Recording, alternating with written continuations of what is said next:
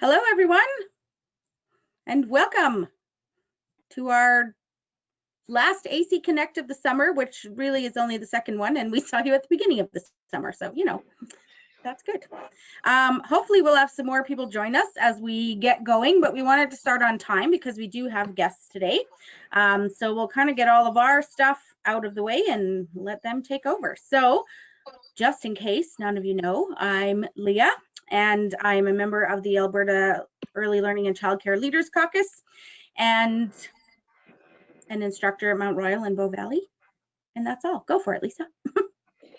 And my name is Lisa, and I am an AC board member. So AC is the Association of Early Childhood Educators of Alberta. Awesome. So we're super excited that you're here with us this evening. Just a couple things before we get going. We will record this session so that others can find it on the AC website. So just so that you're aware of that. There will be an opportunity for questions or sharing at the end. So if you do want to ask a question and you don't have a microphone or you don't want to speak, you can use the question box. The question box, unfortunately, in this platform, it only goes to organizers. It's not the same as a comment stream on some of the other platforms, but we will do our best to answer them in this session or to read them out loud if somebody else can answer them better. And we do sort of follow up with those questions afterwards if we need to, if someone's asking for an email address or something like that. If you do put your hand up later on because you'd like to speak, we will unmute your microphone on our end, but you may also need to unmute yourself on your end. And there is a little hand icon in your menu bar. So please just double check that if you want to speak, your hand is actually up. And just make sure that if you don't want to speak, you don't have your hand up, because sometimes it gets confusing if the hands are accidentally up and nobody talks. So I think we can pop to the next slide, Laura, which is just, yay, here we are. So we haven't done this for a little while. It's been probably 6 weeks. So just a reminder that why we're here is because we really want to hear from you about what's going on. Things may not, for some of us, may not be as intense as they were in the spring when all of the COVID and everything started, but a lot has happened since then. And so we just want to keep up with how everyone is, create a forum to share information, to share supports, and for people to connect from across the province. And in particular, to make sure that as ECEs, the community knows that AC is still here working away in the background and sometimes in the foreground as the voice for educators in Alberta. So we really prioritize connection in these sessions and just sharing information. Lisa and I may not have all the answers, but there's so much knowledge among all of the people out there that usually some good conversation happens about people sharing their experiences and what they know, and we can follow up with you later if more information is needed. So thanks for being here. You can, oh, thank you. All right, so we're gonna start with a Wordle this time. Ooh.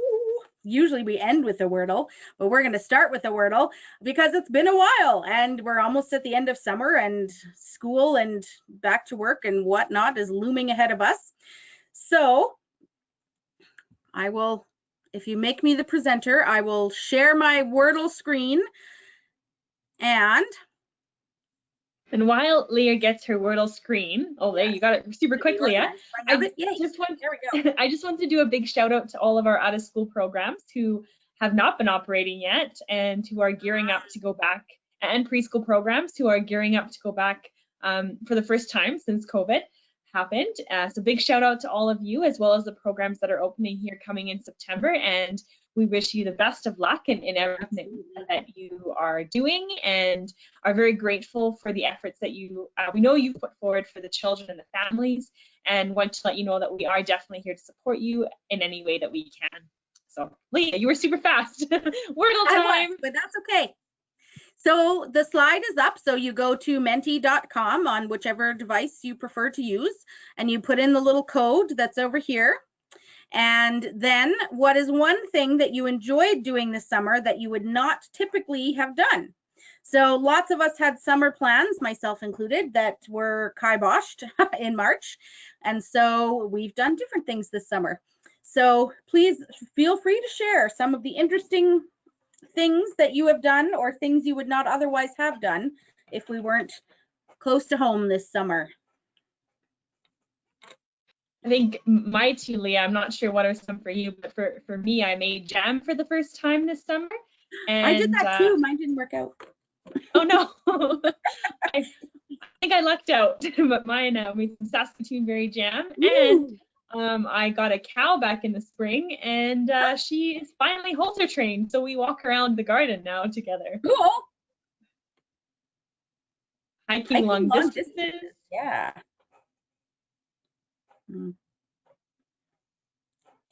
I'm going to put mine in the Mentimeter.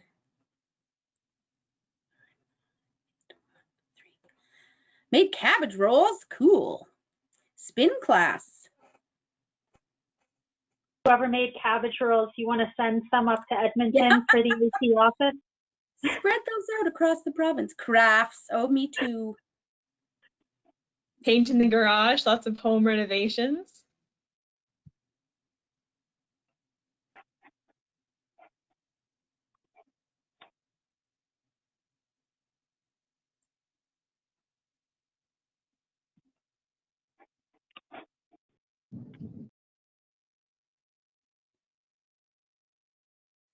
Someone's got knitting in there. Surfed behind a boat. Made a living room tent. Ooh. Brewery explorations.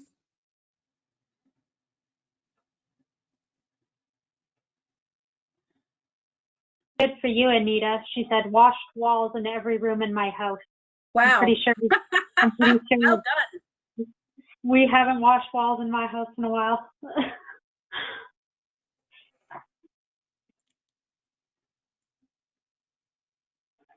It's so nice to see that some of you were able to get out and just do some self-care. I think that that's definitely something that sometimes we forget about when we're always taking care of others and holding space for others, and we often neglect that self-care piece. So it makes me really happy to see that some of you were able to get back to that self-care, and hopefully, as if you weren't working or as you start to working, some of these things can be included in new routines.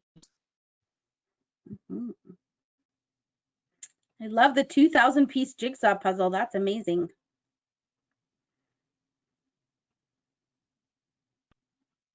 The real question was there any pieces left out after the 2,000 was done? So true.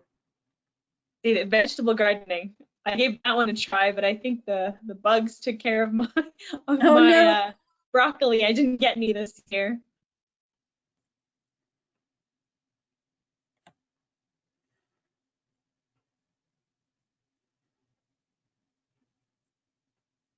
Guitar lessons, yard upgrades, spend time with elderly. Well, the Menti will be open, so maybe we'll come back to it at the end and see if anyone else has filled it in, but it'll still be there. But if you want to take the screen back to the slides, Laura, we could probably move on. And then if people would like to fill out the Menti, I don't know if we can just leave I'll put it, I don't have anywhere to put it.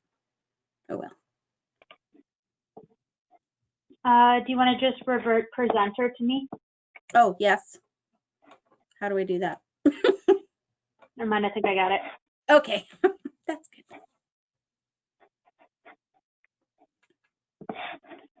Okay. Awesome. So a couple AECEA updates. So I guess since the last time, not too much has happened. The AECEA board members continue their work in committees and with our partners at ALC, and we are trying to stay as up to date as possible on any announcements that are coming up, and also just hearing from the field as to what struggles everybody is facing, as well as what everyone is celebrating. Something that I also wanted to mention was ACE's AGM, so the annual general meeting. I think that our members, or if you are a part of our Facebook page, would have seen that there was a call for interested individuals who want to join the board meeting. And so I just wanted to take a little bit of time tonight just to chat a little bit about how that works for those of you that don't know. So AECE is a working volunteer board. As I've said before, everybody that is on the board is on a volunteer basis. Our only paid employee is Laura, who is behind the scenes tonight, and who takes care of all the behind the scenes work. Absolutely amazing job that she does. But each board member position is staggered with a set term. And after that term, the position is open and is kind of, if you will, up for grabs. And as some of you have noticed, that the invite went out and we were asking if other individuals to submit a nomination to serve on AECE's board of directors. So the deadline for the submission was on August the 7th. And if a current board member whose term has ended chooses, they can put their name forward again, as well as other applicants who are interested in joining the board. And it all goes to a member vote. And this is super cool because we are a member voted on board, meaning that if you have a membership with AECE, you're able to vote for who you would like to see on the board representing you.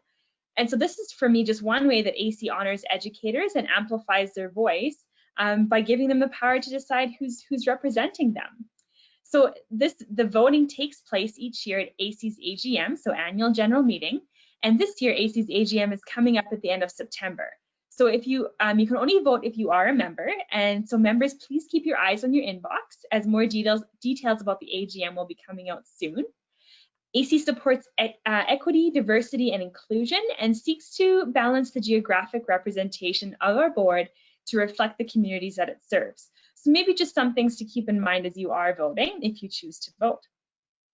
And so members, we're going to talk about membership a little bit here too. As a volunteer board, once again, educator membership is really, really important to the work that AECE does. As a profession, regardless of what sector you're in, whether it's childcare, preschool, out of school, day home, we truly become stronger when we unite together. And although we do have our differences and our own unique challenges, I think that we do share quite a bit with our visions and the things that we want, and also the things that we are struggling with. And I do think that we can learn so much from each other, and we become stronger when we work together. So if you are interested in elevating your professionalism, taking advantage of members only perks, and would like to vote in our AGM for the next board members, I encourage you to consider becoming a member. So membership with AECE, some of you may or may not know, is free for full-time students enrolled in publicly funded post-secondary EC programs in Alberta. So if you are a full-time student, ask your coordinator or instructors for a code, and then that way you can get your free membership with AECE for the year. Part-time students pay a reduced membership fee of $50 plus GST per year. And then there are professional and associate memberships. And so these memberships are both $125 plus GST annually. But we also have a really, really cool perk and something that, especially during the times of COVID and the tough economic times, that professional members are able to pay a monthly rate. So a lot of our members had asked for this monthly rate, and we brought it out a couple months ago. So that's only $10.75 plus GST a month for a monthly membership. So if you are interested in becoming a member and supporting all of the work that AECE does, more of the Connect sessions, advocating at a government level, both provincially and federally, I really encourage you to head on over to AECE's website and become a member, find out more about the membership. If you would like to talk to a board member about membership or about any of the other work that AECE does, we also have a feature that we mentioned last Connect session, is where we'll zoom into your staff meeting, your workshop, or your conference. So please visit our website for more information on that and how to set up your personalized virtual meeting. But I think that is all my AECE updates for this evening. Thanks, Lisa. We have one more thing that we want to cover before we get to our guest speakers, and that is an open letter that was sent. It was signed by, there's more than 30 signatures on it, of people interested and working in the early learning and childcare sector across Canada. And it was sent out by the Canadian Childcare Federation and Childcare Now. So the link is on the slide, and the letter itself can be linked to from the AECE website. But it really highlights some of the promises that the federal Liberal government made during their campaign around what they would do for the early learning and childcare sector. So money has gone to provinces for the Safe Restart agreement, and some of that money is earmarked for early learning and childcare. But as the letter kind of outlines, it's only going to sort of plug the holes. It's not going to really be able to contribute to creating a system for childcare in Canada. And looking at some of the things that this government had promised was around the childcare secretariat and a quality system of childcare. Lots of federal government ministers have talked about why it's important and how the pandemic has really made that clear to everyone. But this letter really calls for some concrete action around that. It's not enough for them to just say, oh yeah, this was really bad and we really need some childcare. So it's really asking for government to make good on those promises and to make some really firm commitments around how they're going to support early learning and childcare across Canada to make it accessible and affordable and high quality for families across the country. So, like I said, the link is there. It has been signed off by many, many people, various organizations across the country. And it's just one of those ways where it really highlights the need for groups like AECEA and the Canadian Child Care Federation and all of those things, because somebody has to keep saying these things and asking for accountability. And that's the role of those organizations, is to keep putting it out in the forefront, because everybody right now, especially, everybody needs something, and looking at it is in terms of a system versus just a whole bunch of different holes that we have to plug. The system way of looking at it will hopefully get us farther in the long run, both in terms of child and family outcomes as well as in terms of economic outcomes. So some of the things that you can do when thinking about this letter is sending it to your member of parliament and saying, I support this letter. What are you going to do to respond to this letter? And asking where they're at and what their position is and how they might put this forward to whoever they can in government. Sending this letter out to parents if your program is open, or if you're still in communication with parents and families, to let them know that, you know, here are some things that we want for this. Here are some things that we're asking for Canada, and it's not just a problem here, but we want this to really be a system that supports all families in Canada. And making letter available to other ECEs that you know. So staff in the program, posting it on bulletin boards, even in community spaces, because it's an open letter. Maybe it could go up on a bulletin board in your community center. I don't even know actually if those are getting things right now given COVID. But anyway, if they are, you could do that. So that just occurred to me right now. Perhaps COVID, but that's okay. If you can post it in community spaces, or if you have, like many of us do, a community Facebook group or Instagram group or any of those kinds of things, maybe you could put it out there for people to just really understand that this is not just a problem for people who happen to have small children right now, but is a system we want to build to benefit all Canadians. So something to look at, something to consider, and just a really good resource. And I was sort of flipping through on ACE's website today, the resources section, and there's some really good stuff in there. So if you do have a few minutes, there's some good reads in addition to this one on there as well. So we just wanted to draw your attention to that. All right, and now the moment. So today we have 3 guests from ARC. I'm going to let them introduce themselves and where they fit in the organization. So if you want to turn your cameras back on, if you're still here, that'd be wonderful. And ARC, we asked them to come to share about what they're doing, how things have changed, what opportunities there are going forward, because between COVID and, you know, changes to how childcare is working and the getting rid of accreditation process, ARC has perhaps a different role to play. So they're going to share with us a little bit about that. So welcome, ladies, and please feel free to introduce yourselves. Hi, everyone. My name is Corinne Ferguson, and great to connect with so many of you across the province. I'm Executive Director with the Alberta Resource Centre for Quality Enhancement. This summer, it really does feel like we should be saying ARC because there's enough rain that we almost need one. And I'd like to extend welcome and introductions to my two colleagues, Nikki and Alison, if you'd like to introduce yourselves.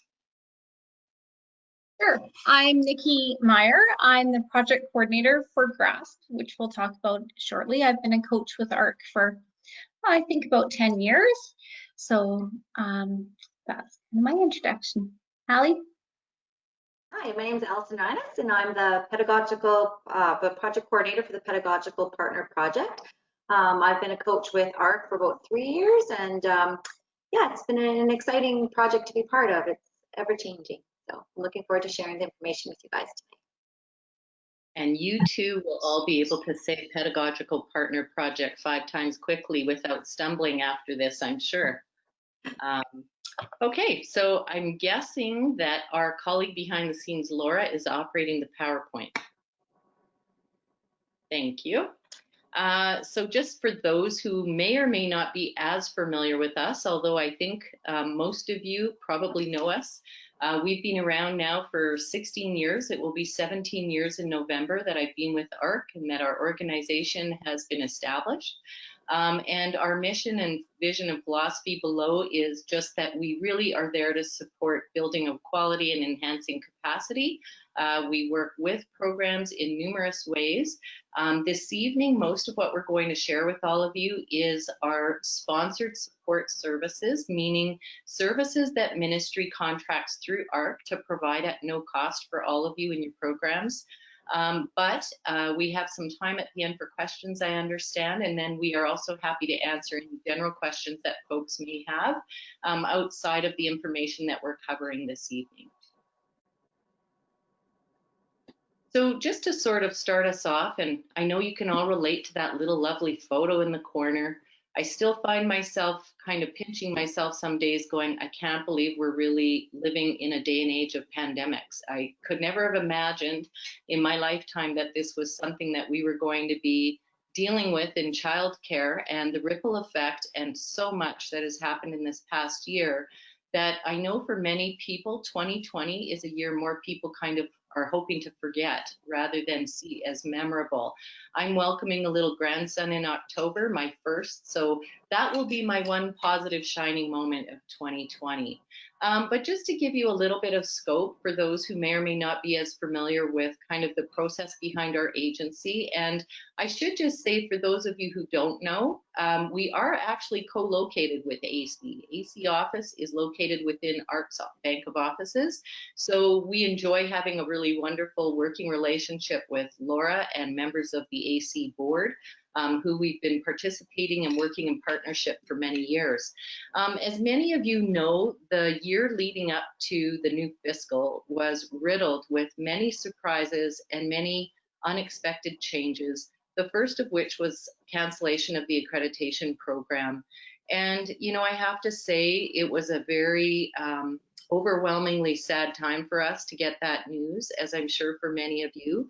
And while there's always things that all of us probably wish for or hope to see change or be different, I'm pretty sure no one ever imagined it would see the abolishment of the accreditation program as the one and only in all of Canada.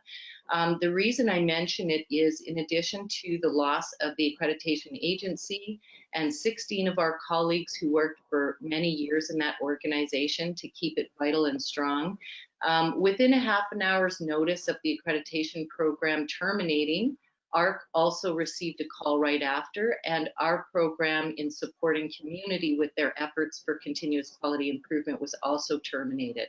So that was the first moment of, oh my goodness, the horizon is changing rapidly. And before we could catch our breath, and I remember actually being in a teleconference, I think, with Nikki and Allison, we learned of the pandemic outbreak. And suddenly and very rapidly, we were having to make some quick changes and put some hard work in very quickly to ensure that there would be as minimally as possible an interruption to the support that ARC provides across the province. So interestingly enough, while most people were kind of moving into a lockdown, remote work from home situation or program closures, ARC's team sort of huddled together for a week in the midst of all of that and worked fast and furiously with ministry partners, which I'm pleased to say, in light of many changes that may have been perhaps less positive this past year, saw many of our projects expanding for the coming year. So our hope is, as programs sort of reopen, relaunch, and kind of resettle, that the work that's been issued to us this year to expand the programs we serve and eligibility of program involvement will be good news for many of you as the work goes forward. So next slide, we'll just kind of get into what things look like. So the biggest change for us in the current year is that we lost our work with accreditation. But having said that, 2 out of 3 of our projects listed here, the Pedagogical Partner Project and the GRASP project, both of those doubled in size, so they will be expanding exponentially. And we're on a very compressed work year, as I'm sure many of you are feeling yourselves. So we will likely be able to provide quite a wealth of support very quickly as programs are ready to accept the support. Of course, we will be looking at some very different innovative ways we deliver that. But just to give you sort of the Coles Notes highlights, and then we'll go into each of these in a bit of detail. And if you've got questions, I encourage you to jot them down so at the end we can be sure to answer any that we miss during the quick overview. Our Pedagogical Partner Project is actually the work that is aligned with the Flight Framework course that's being delivered by Grant MacEwan. We work in partnership with them to support course takers, and we work with Mount Royal on this initiative. And Mount Royal actually provides pedagogical leadership to all of the partners who are out in the sector working with each of your programs. On a sort of big, broad stroke level, in terms of what is different about that project this year. Some of you asked if it would be opening up to programs outside of ELCCs that were named in the ELCC $25 a day initiative. This year, the 2 biggest changes are that we will be launching a brand new professional learning series called Possibilities for Practice. We have heard for a very long time from the sector directly, also from our partners at the AECEA office, that the community has been waiting and waiting for something of that nature to come. So we're really excited that we'll be launching a series this fall. Allison's going to share more about the specifics, but we will have space to support 1,000 educators through that process. So that is a pretty rapid uptake to try to accomplish in 5 months. We hope the excitement all of you were expressing before it was available is still out there and that you all sort of look into that soon. And the other is currently we've been serving about 122 programs with the Pedagogical Partner Supports because it was aligned with the $25 a day initiative. This year we will be serving up to 250 programs through that process, and it will have an array of different ways people can enlist that support. So again, Allison will share more about that. Our GRASP project, and I'll let Nikki share with all of you the name and what it represents when we get to her part of the presentation, is work that we've been doing for many years. Most recently, people would know about it as of about the last 5 years, where we've been working with the family childcare sector. But in truth, we've likely been doing this work for well over 10 years now with Parent Link Centers, where we've been supporting training of people on the ASQ screening tools and processes for implementation and delivery of kits so that programs could do this work. This year, that project is moving from grant status of 1 year to a 2-year initiative, and we are doubling in number in terms of programs we'll be serving. And likely the biggest transition there is that we will be aligning with the new to be introduced in the fall inclusive childcare program. And so the GRASP initiative will be one layer of support that will be partnered with that inclusive childcare initiative when it's launched. And lastly, and most recent to the fold of services we provide, is the LINK project, which stands for Leading Improvement and Nurturing Knowledge. It is a 3-year contract that ARC has had supporting programs with meeting regulatory requirements. This is a targeted program in that the CFSs and the ministry determine the programs that are eligible for this support.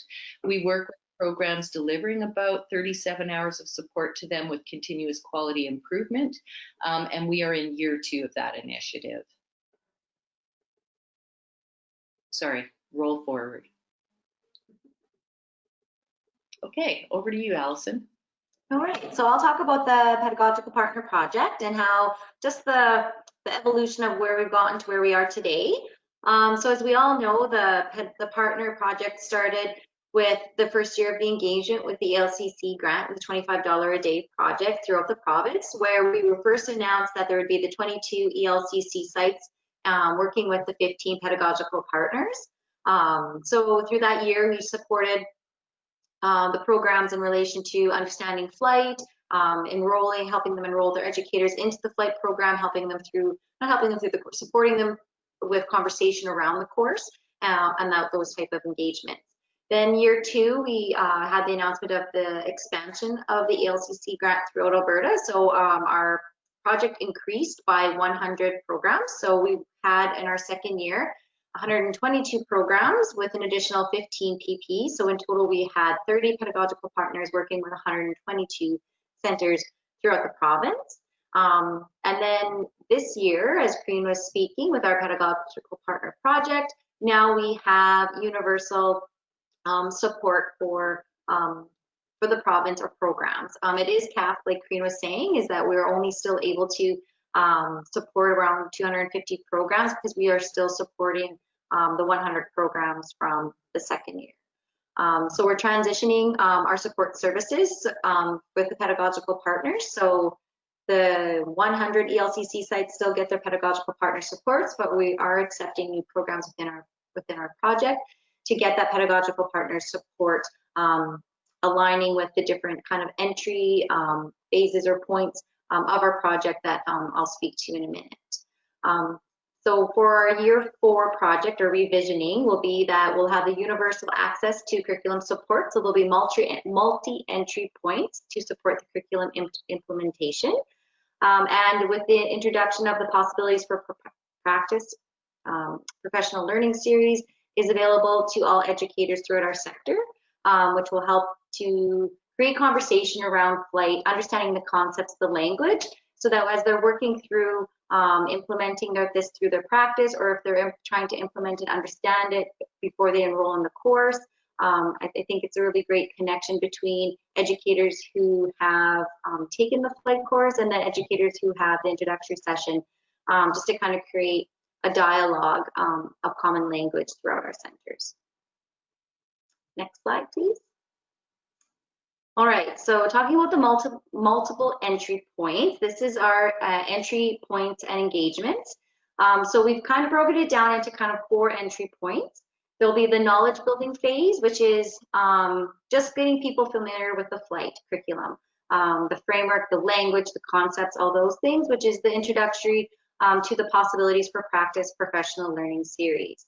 Then when people feel like they have a knowledge of the flight curriculum, the introduction to professional learning, then they can apply for pedagogical partner support or engage into the flight course. You don't need the introduction professional series to enroll in the flight course. You can just enroll in the McEwen course. It's just kind of, we created this because we were hearing people wanted support. They wanted conversation around what flight was in order to support their current practice and try to learn more about the framework to start to slowly implement and adapt their practices to better understand. So it's really just a supporting learning series. It's a really professional community conversation style of learning series that will be presented through the introduction. So the consolidating practice phase is, there's an application on our website underneath the Pedagogical Partner Project. So through there, there's a service request form where you can go in and you can request to have partner support throughout your program. And then we get your application. We kind of just will see where you guys are in your journey in relation to the program. The program is for all levels of childcare. So we support childcare centers, out of school care, and family childcare is where the scope of support is right now. So we do have approximately 150 new spots. So as the things unroll, we will be working with MacEwan as well, seeing of who's been enrolled in their course, who we can take in, and again, try to support the whole province, because we do have 30 coaches and we do range from the south all the way up to the north. So we have a good area to support programs all over. So once you're in the project and you're getting your monthly pedagogical partner support and your partners supporting you through it's called consolidating practice phase, then your program will stay with your pedagogical partner, but you'll move probably after a year into the supporting pedagogical leadership phase. Because our project is about helping you become a leader, helping you move on to creating strides on your own and understanding the framework, so that you're not relying on the partner to come in and support that work. We want to build leadership and pedagogical understanding throughout each program individually. So again, it's just diving into more reflection and deeper understanding of the concepts, attending the regional learning communities, working with the partners on maybe doing some presentations and sharing at the regional learning communities. Working with the administrators on what does leadership look like? What does our culture of learning look like within our centers? What are our values? What are our visions, our missions? And are they reflective to the practice in which we're practicing right now within our center?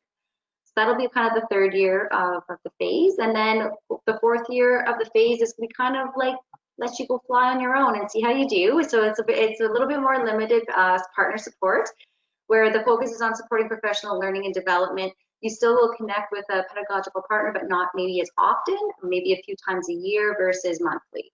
So it's just kind of creating a network of professionals that have that culture of understanding together.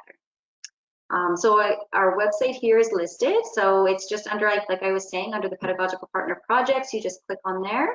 There's a link to register for the Possibilities for Practice series, as well as then there's the service request form on there too. You can read more about the program on that as well. So the next one. So this slide's going to dive in deeper to the Possibilities for Practice learning series. So the outline is topics pertaining to the flight curriculum framework that are explored through a 6-part professional learning series. So the learning series that we chose is what is curriculum. So like I was saying, they're going to be very conversation-based learning series sessions where you're going to have your facilitator kind of walk you through some discussions around visions and your ideas and reflections around what these concepts are. So what is curriculum is one, image of the child, responsive environments, practice of relationships, pedagogical leadership, and creating a culture of learning. So we do ask that as we start to unroll this, it's really helpful for an administrator to take it alongside of an educator for the first kind of round, just to get an understanding of creating that culture of learning, understanding what the flight is about. And then after that, you know, you can send as many educators through the series, you know, making sure that everyone has that kind of that base of knowledge. Yeah, I was going to say something about this as well. Oh, so how registration is working right now is that we have 4 of the 7 sessions open for registration. I know that there's 7 groups of 25 participants up for registration right now on the link, and some people can't click in on certain ones, which we have closed. So what we're doing is that we're waiting for all of the open sessions, which are the 4 sessions, to fill before we open other ones, just to making sure that we're getting the response that we need so that we can prepare the facilitators as the courses fill up. So that's kind of a tip on that one. Yeah, so I think that's everything for the partner project.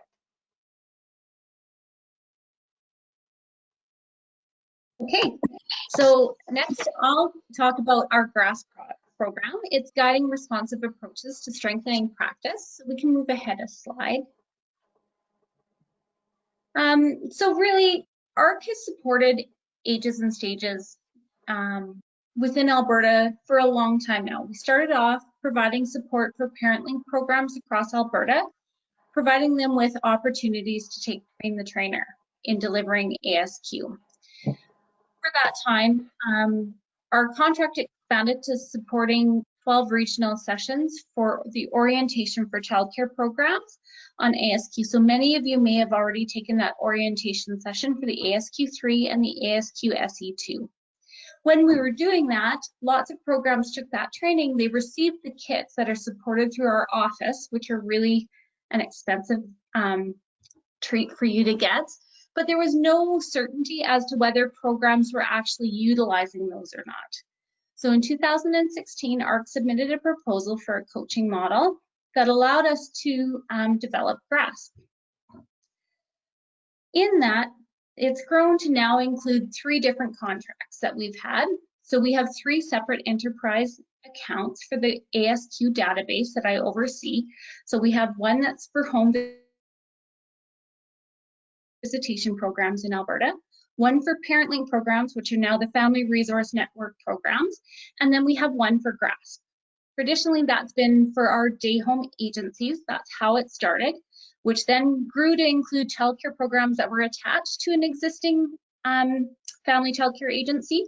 And now we're able to expand into childcare programs that are standalone, that have no affiliation with family childcare.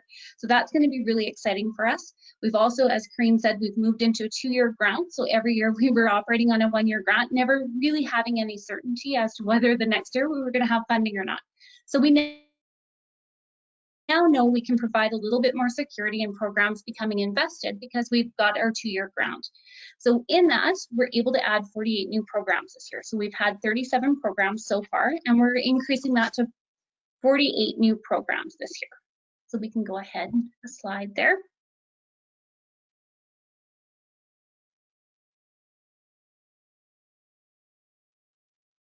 So this is kind of the model we came up with. Now that we're moving ahead and we need to increase the number of programs that we're supporting, we came up with an implementation model that includes 36 hours of support roughly for first-year programs. So some of those phases I'll talk about in the next slide, but then second-year programs will reduce that down to 22 hours of support roughly annually. And then our goal is to transition programs into becoming early leaders. So what that is, this year we're including 5 hours of support for coaches to move those programs into early leader status and make them a little bit more self-sufficient in that. In saying that, our early leaders, our first-year programs, and our second-year programs still get all the benefits of being a GRASP project. Some of those resources include coach support for walking programs through things like developing family engagement protocols, utilizing the ASQ database. So a lot of our project depends on the use of a database, which makes it really easy once it's set up for programs to be sending out ASQ screenings to families. One of the things we really found in the first couple of years of our project is that often ASQ was being used in childcare programs, but really targeted on children that programs felt there may be some kind of issue around. We want to make sure that we're moving programs towards having parent-completed screenings instead of having educator-completed screenings, because that's what the tool is designed for. And we want to make sure that we're moving them towards the universal screening. So that's what that coach support is developed for. So it helps programs create different ways of making sure that's happening within their programs. Some of the other resources that we offer is we have different training and professional learning opportunities for our programs. We have some networking and learning showcases in person typically. This year is going to be a little bit different with COVID, unfortunately. Usually in November we have a full day, an evening session for networking, and then a full day, and then again in February or March. So we're not sure what'll happen with all of that. It may be virtually. We also offer our programs an opportunity to take the train the trainer. So usually once a year, we've been offering to bring in a trainer from San Diego who comes in and offers that training for for our programs that are involved with us. One of the other things coaches are working with programs for is developing a bank of resources for families within their program, so we can help them, whether that's areas that children are falling into monitoring or referral areas, and providing resources that way. We also have developed some kits in other languages that we're able to provide for families and programs as needed. So one of the most often ones is French, but we've also handed out some Spanish kits as well. So we can move ahead. So this is kind of what's included in those phases of involvement for us. So meeting with programs to determine where they are in that process. And we don't want anyone to be afraid to say, you know what, we have been using it as educator completed, targeted, because that really is where a lot of programs are starting. So we understand that. Developing an ASQ team with you. Getting educators on board. We've really found that parent response rate really increases as educators in the program understand the benefits of developmental screening. And then if you do not have ASQ, we provide that orientation session for you. And then developing the plan for implementation is things like developing parent and educator information materials. That might be things like developing a brochure, talking about why we are doing screening. We know that parents have some nervousness around screening, so trying to ease their fears about that is a big purpose of that. We want to then assist programs with that setup of the database. Once the database is set up, it works really slick. You just push a button, the database sends it out to the families, they get it, they can complete it on their phones, on their tablets, on their computer, they can print it off and do it in person if they wanted to. When that comes back in, it automatically scores it, so it's really easy. We're now developing also protocols on that database for making sure families have instant access to learning activities that support their children's development. So that comes in the form of just clicking a button, and then it comes up with their child's name on it for their age, and it's a series of learning activities. We also can then do our follow-up on the database with that as well. So all of that is part of that. We want to make sure that programs are developing a screening schedule. So best practice with ASQ is that children are screened every 6 months over the age of 2. So those are kind of the things that are involved in that. We want to then work with programs to make sure that we're responding to families' concerns or providing responsive strategies for activities as needed with those programs. Some of the things we're offering this year, and we're in the process of setting up, is some parent sessions on our Adobe platform, so that we're setting up so parents can log in and have information as well about development. And then just working with your programs individually to meet their needs. Some of the things, I have a program that I worked with, we set up a parent cafe. It was really great. Parents were able to stop after work and talk to us in the office about screening concerns that they had, if they'd already completed it, if they hadn't completed it yet, just talking about what are we doing? Why are we screening children? And it really opened up that communication with families. So that was really excellent. And we can go ahead. So we know that we have 48 new spaces. So programs are going to be given priority based off of whether they've already taken those orientation sessions through ARC, whether they're offering inclusive childcare for children as well. I'm not totally clear on how that all is interrelating yet. That's all just getting going. And then we will also prioritize programs that have other linked agencies that are already engaged with GRASP. So that might be a larger organization that has multiple sites. If they have some sites that are already engaged, we're also going to work with them on a priority, but I think that there's going to be lots of space for lots of programs to really get involved in that. The service request form is also on the ARC website under the GRASP link. So that's where you can find that. It also went out in the GRASP newsletter today, and it was posted on the Facebook. And if anyone ever needed access to that link, they can email me as well. It's about GRASP. Okay, and I think that makes me the closer, is I think what I've heard that term called. And in 9 minutes or less speed style speaking, I am going to do my very best to get us to the finish line. So you can go one more forward, Laura. Thank you. So the last program, and I'm speaking on behalf of our third project coordinator who's unable to be with us this evening, Kathy Barnhart, is the LINK program, which I spoke to many of you about, is tied to regulatory requirements. Some of you may be interested in this program because your program might come up for this support at some point. And we really believe that all programs working on continuous quality improvement is important. So we hope people see this as a valuable support that ministry is sponsoring. Back in the glory days of accreditation just being launched, we used to provide up to 40 hours of free sponsored coaching support. This is the first program that has come close to offering that many sponsored hours to programs. So it's really commendable that the ministry is trying to provide this level of support to programs. And perhaps with changes coming with the regulatory reform, this will be something of greater value for programs. So currently it is a targeted program. The criteria is determined by ministry, and the names and a list is sent to ARC twice a year. We support the work through a relationship-based practice approach. So most of our time, if it wasn't for COVID, would be directly on site doing modeling and mentoring and planning with programs. We have quite a vast array of knowledge and training on various early childhood reliable, recognized, and research tools that we use to support people in this work. So it's not just based on Corrine as your coach or what ARC thinks is a good idea. We actually look to Canadian research first and then elsewhere globally to bring in tools that will allow the measure of quality not to be subjective, but to actually be concrete with items and indicators to help people identify how to action their program forward. There's 37 hours of support overall. We start with an action plan and we work with the program and deliver about 31 of those hours over a period of 2 to 3 months.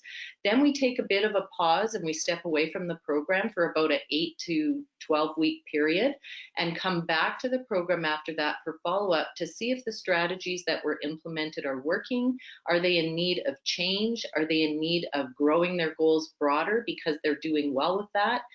So it does allow for some follow-up and check-in, which lots of times people's concerns are, we get great training or we go to a great professional learning session and then we get no follow-up. So then when the questions come, we're not able to sort of get further support. So we really think that's a positive in this program.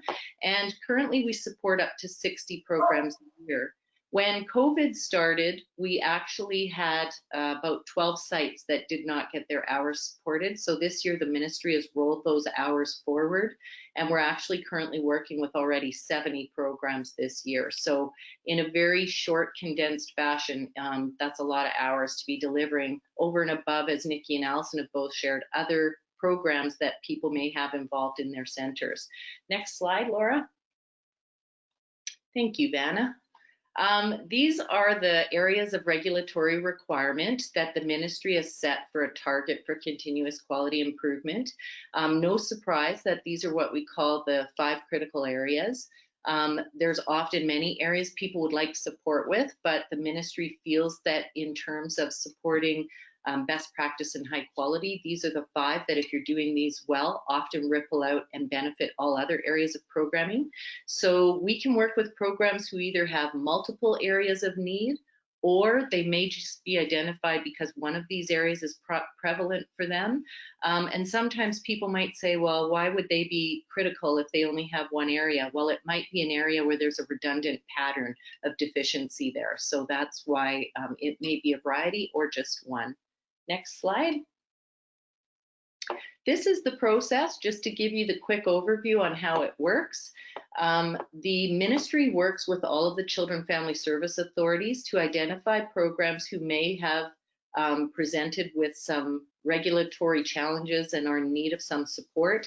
They share those lists with the ministry.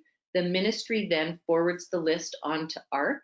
At that point, our project coordinator, Kathy, will work with the coaches to create caseloads and identify centers in various regions across the province to someone that would be a good fit for them as a mentor or a coach.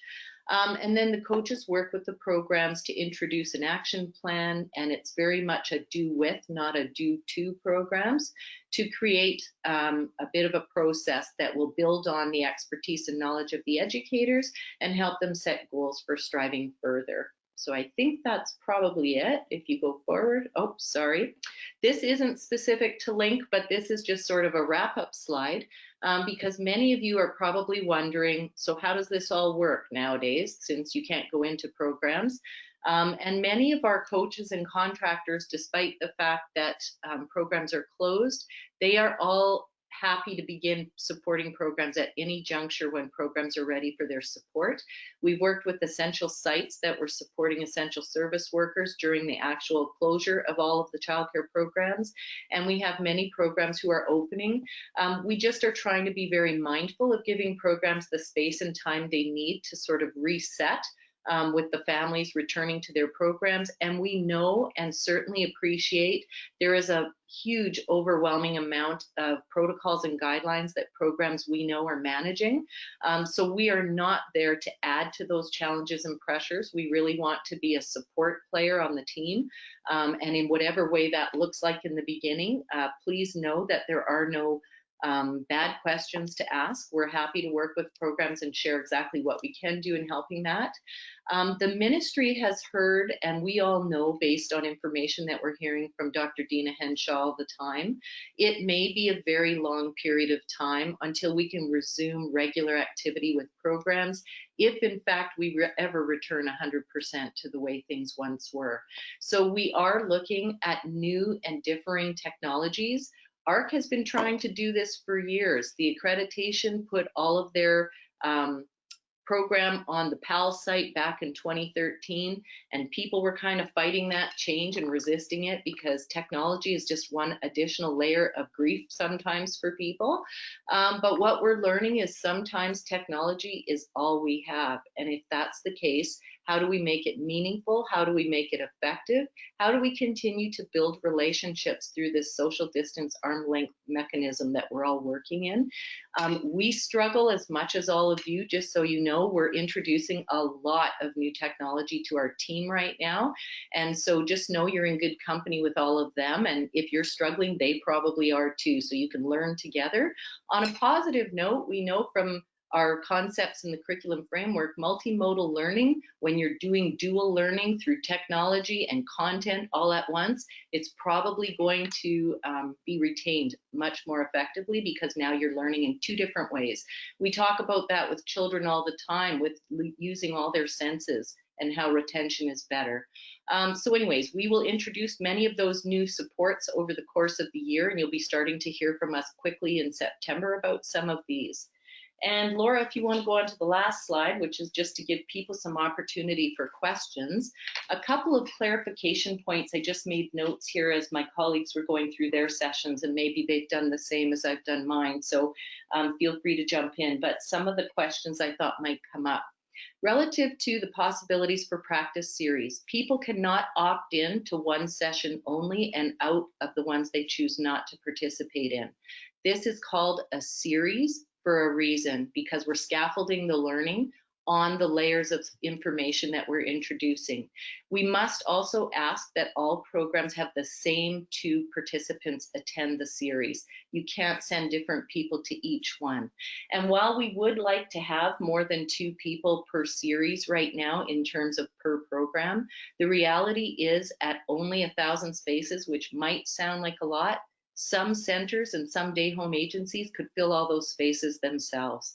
So we're currently looking at 2 participants per program for the contract year. Our hope is if demand is great, maybe next year we'll be able to up those numbers more. So if your program wanted to send extra people and couldn't get them in, please sign them up on a wait list. We often get last minute cancellation, and that might be one way your program can get extra people in if you don't mind sort of last minute notice. The out of school care part of the sector is certainly going to be moving into engagement with the framework this year, and Alison spoke about that. I just wanted to note with that we are awaiting our colleagues at Grant MacEwan to review and revisit the curriculum framework and its applications for school age care. before ARC can begin providing pedagogical partner support for school-age care folks. So certainly they would be welcome to enroll in the Possibilities for Practice series. But having said that, we will likely be trying to give as much priority as we can to programs that are actively engaging in the course, because course takers need partner support. So frequently that's how our support is aligned next to MacEwan. The GRASP project, Nikki spoke about the kits that we hand out. Just in case people weren't aware, those screening developmental tools that are provided by ministry through our initiative, those are $500 a set if a person had to buy those themselves. So it's a really wonderful resource for the community, and we're really pleased even the database they've provided has reduced the manual work that comes with screening, where people used to do the old pen and paper thing, and then it was your job to roll and aggregate that information forward against the next screen to compare if there was change. Once you enter things into the database, like anything else, there's that first investment of time to upload the information. After that, everything just self-populates for you. It gives you analysis on the screens, tells you how much progress the child has made, and ARC is providing our ministry with rolled up provincial statistics about what's happening in our field. That has not happened since EC mapping was in existence. So this is very important. We know the first 5 years of a child's life are the most influential, and we have cases of children where when they were involved in this project and had support, within 1 year's time, they did not require external supports to guide their development. So we see big strides that are happening there. Okay, I'll stop there in case there's questions. 8:02, not bad. Thank we you do have so much. Sorry, go ahead, Laura. Nope, you go. I just wanted to say thank you so much for sharing all of that information. And then, yeah, questions. Yeah, so there are a few, if you guys are okay to stay on a little bit past normal, that I have in the text box, or ones that I've had be reached out to us about at AC. So I'll go through the text box ones, but for people, if you do have a question, raise your hand on that toolbar. So you just click the little hand icon, it should go orange, and that'll signify me that you have a question, or just type it into the question box and then I read them out. So we'll start with one asking is it possible for day home providers to register to learn the possibilities for practice? Yes, and Allison might want to speak to that, but certainly this year we are opening it up to all. I believe Allison noted that the Possibilities for Practice series was never intended to take the place of the depth of information you would get in the course. So for people though who might be curious before enrolling in the course because they're not sure if they're ready to jump in at that level, this might be a good alternative for them. Allison, did you have anything you want to add to that?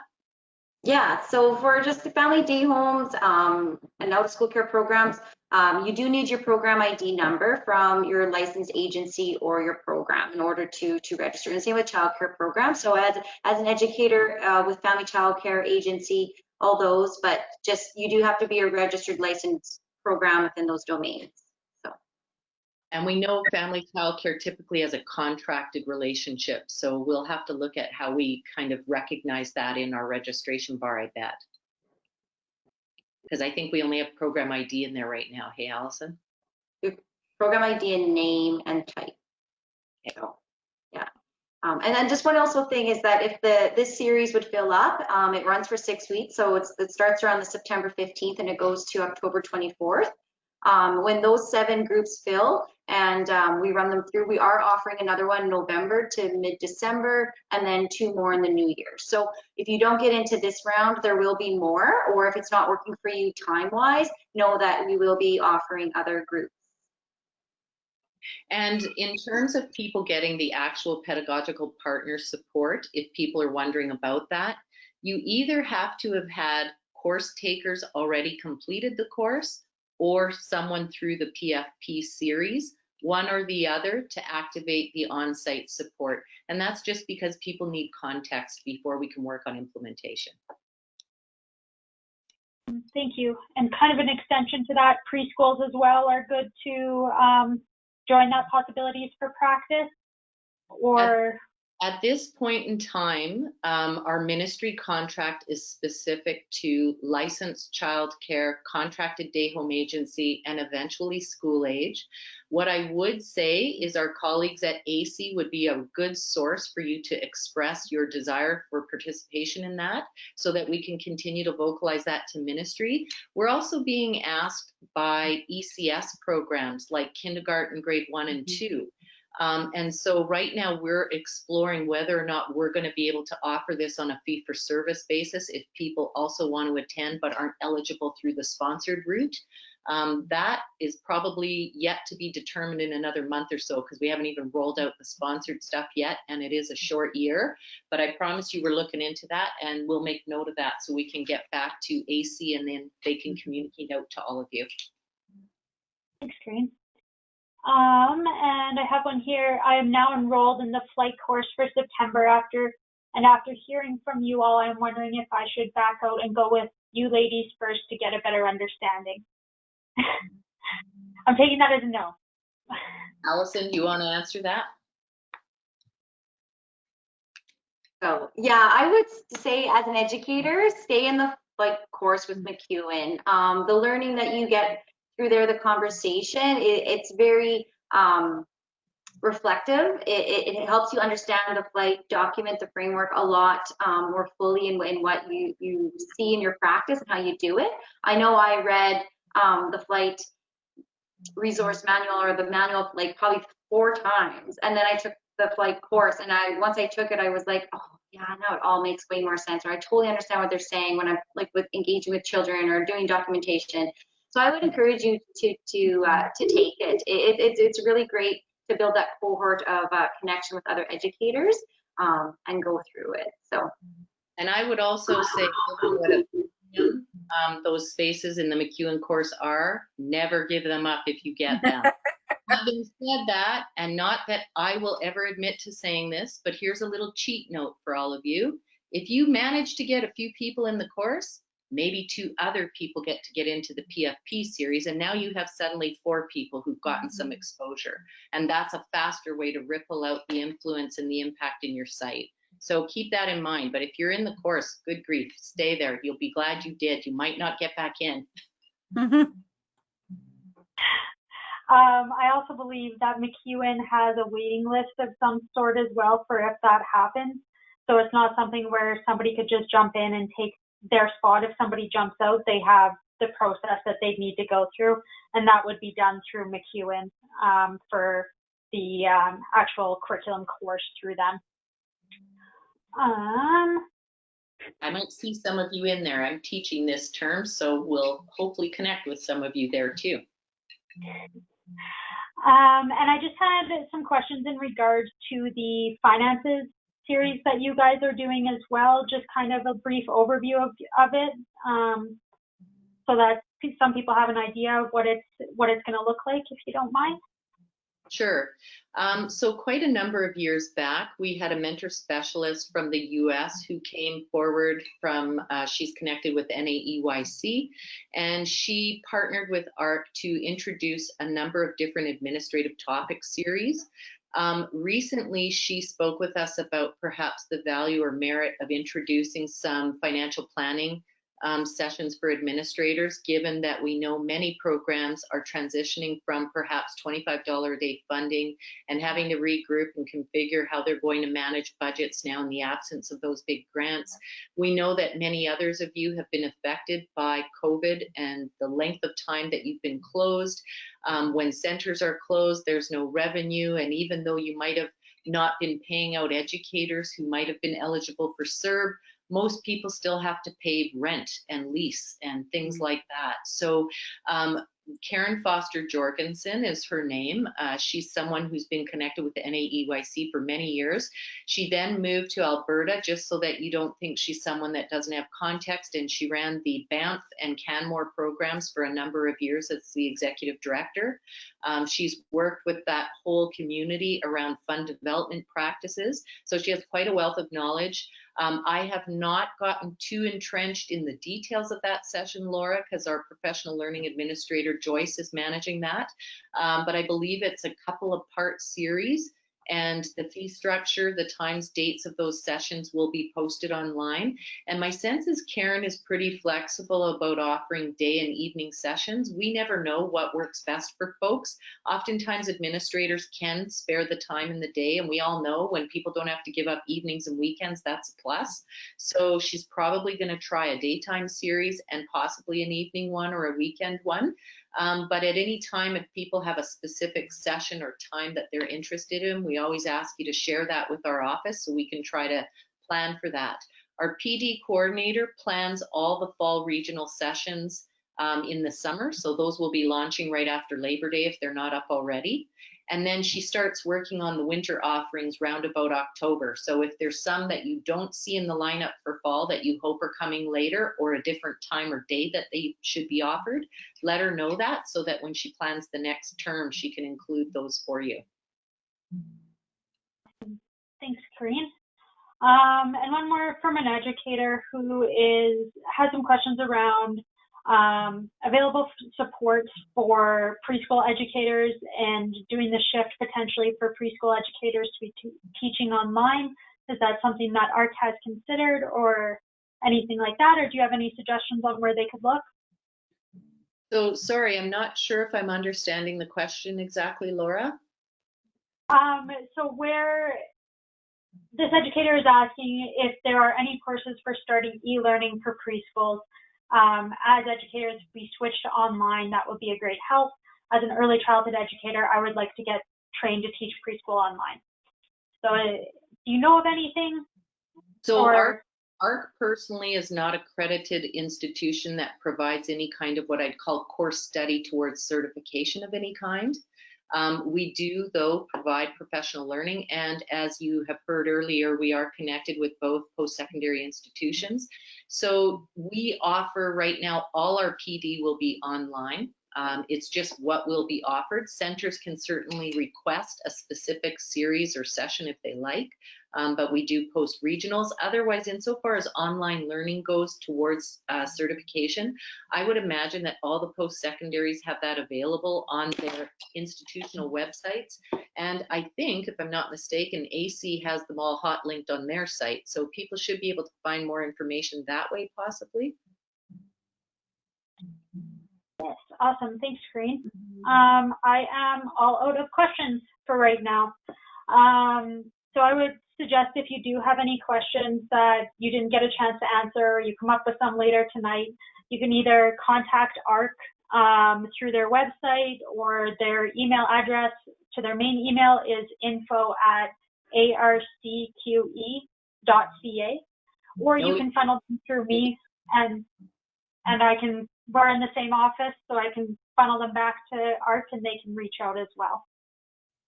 Just remember, no U after the Q. We know school taught you that, but it doesn't apply with our acronym. People can never find us. We get ARK, ARCQE. I even tell people on the phone, QE.ca, no U after the Q, and they go, oh my God, I wrote a U after the Q. We're trained. Yes. I know that's definitely caught me a time or two, Corinne.